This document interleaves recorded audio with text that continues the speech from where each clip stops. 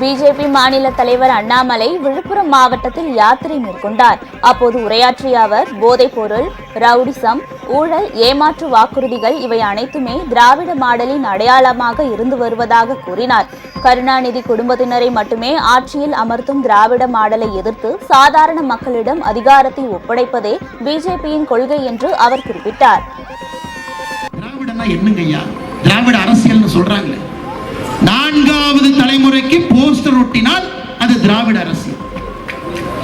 கலைஞர் முடிஞ்சு, ஸ்டாலின் அவங்க முடிஞ்சு, உதயநிதி ஸ்டாலின் அவங்க வந்து, அதுக்கப்புறம் இன்பநிதி ஸ்டாலின் சொல்றாங்க அவங்க வந்து, அதுக்கப்புறம் அவங்க குழந்தையெல்லாம் வந்து போஸ்டர் ஒட்டிக்கிட்டே இருக்கிறதா திராவிட மாடல். எங்களுக்கு அது இல்லைங்க ஐயா.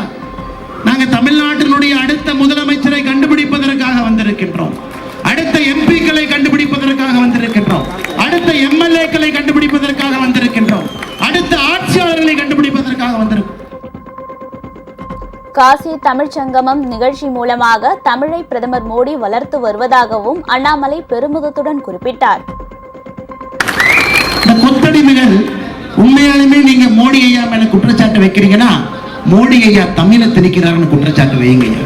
எங்க போனாலும் வாரணாசியில போய் தமிழ்காரங்களை கூப்பிட்டு மேடையை போட்டு, நாளைக்கு மேடையில பாருங்க எல்லாம் நம்ம தமிழ்காரங்க உட்கார்ந்துருப்போம். யோகி ஆதித்யநாத் அவர்களும் மோடி அவர்களும் அதே மேடையில தமிழ்நாட்டில் இருக்கக்கூடிய நம்ம தலைவர்களோடு அமர்ந்து காசி தமிழ் சங்கத்தை எங்க துவக்கி வைக்கிறாங்க? உத்தரப்பிரதேசம்.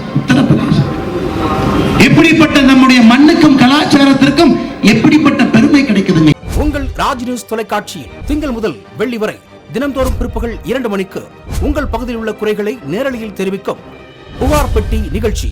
பங்கு பெறுங்கள், பயனடையுங்கள், காணத் தவறாதீர்கள்.